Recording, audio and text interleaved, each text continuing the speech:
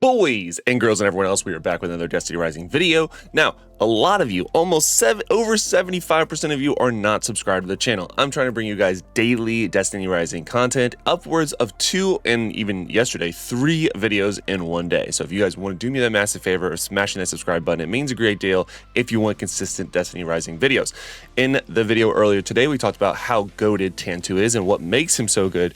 Today, we're going to talk about who came in second place on the poll that I did on my community tab, and that's no one other than Jolder. Jolder. I believe it's pronounced Jolder. I don't actually have her yet, but I did took my time and did some research to make sure I would give you guys the best overall kit for her.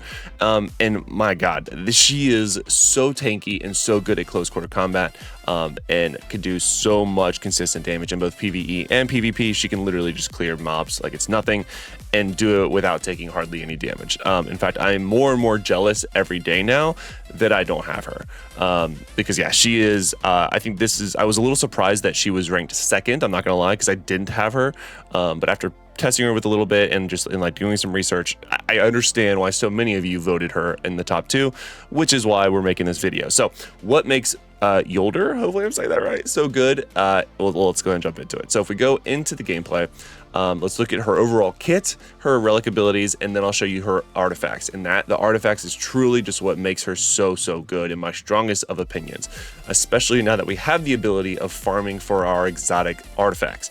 So once you know what the best build is, you can literally jump in, use your pinnacle energy, and get to grinding. And I already covered that in a video yesterday. So again, make sure you like and subscribe, guys. I'm bringing you content that's going to help you min-max your favorite characters, even if it's not the character that I am using myself, because I'm going to do my research and give you guys the best content possible. So if we go into Jolder, I might not have to say the name right. She's defensive, she's void. She does have a rapid fire submachine gun, and then a impact sword, which is just also sick. I want a sword.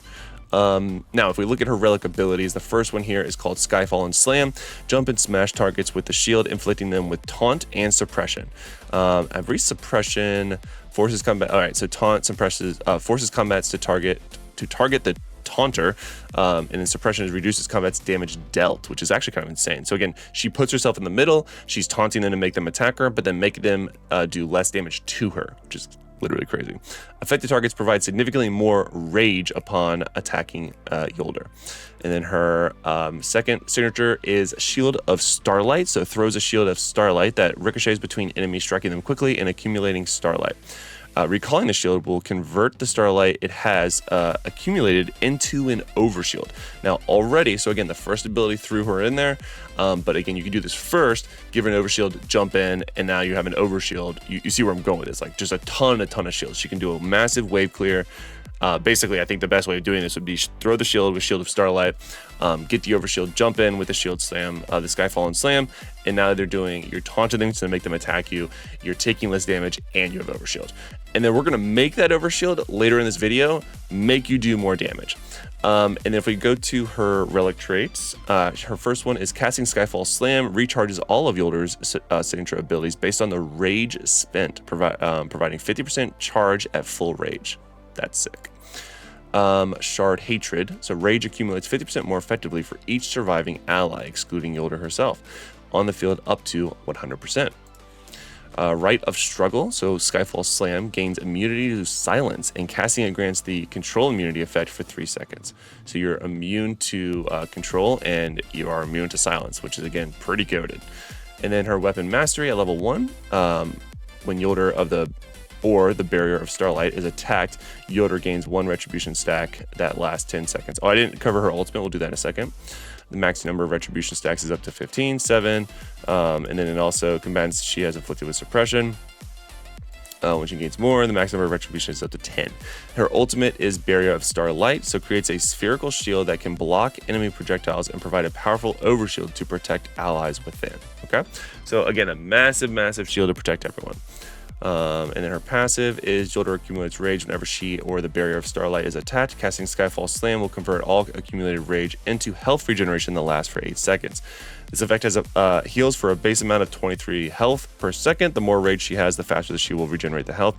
When rage is full, Jolder recovers an additional 62 health per second. If Jolder has an overshield, 100% of overflowing healing will be converted into an overshield. Okay, so you're seeing now that she will accumulate rage and turn it into healing. But if she already has an overshield, 100% of it goes to the overshield. All right.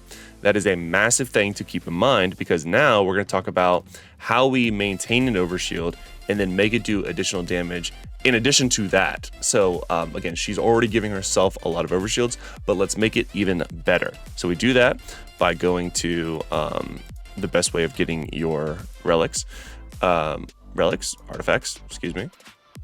And if we go over here, the first one is right here. So resolute conjunction.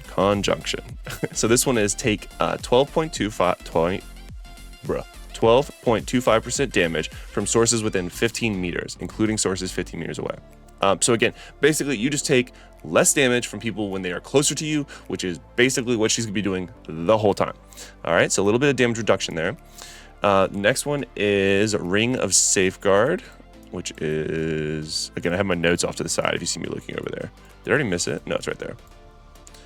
All right, so it's gain an overshield equal to 15.75% of max health when shield is broken, lasting 6 seconds. So again, if your shield is broken, you immediately get that overshield. And there's going to be other ways that you can already, like we've already talked about with her artifacts or artifact traits that allow her to get more overshield. So if your shield does break, you get your overshield back. Now this is where we'll call like the real bread and butter. If you go to the third one, it's actually this one. So it's going to be Inverted Fury. So gain plus 10.5% weapon damage bonus while shielded. Okay. So if you maintain your shield and or an overshield, you just get additional damage all the time. So that is the goal, is just to maintain your shield / overshield, and you will just do more damage. And of course, this is just a rank 1. You can see it goes all the way up to 30%. And then last but not least, the last one is going to be Ring of Reflection, which is, let me see it right here. So gain damage bonus equal to overshield value / max health times 24.5% while protected by an overshield for a max damage bonus of 8.75%. Wowzers. So she is literally just getting, and then that stacks with the other one, of course, Inverted Fury. So if you have overshield, you're getting both, and you're just doing just a multiplicative % more damage, which is just crazy because she has so much overshield in her kit. Now, we did talk about Tantu earlier today, where he had to sort of use the relics in order to get his overshield, but boy howdy, she can, Jolder can just do it herself. And with her kit, so it's almost like, in this aspect, don't get me started. It's almost like in this way that she's better than Tantu because of how much she can consistently keep her damage high.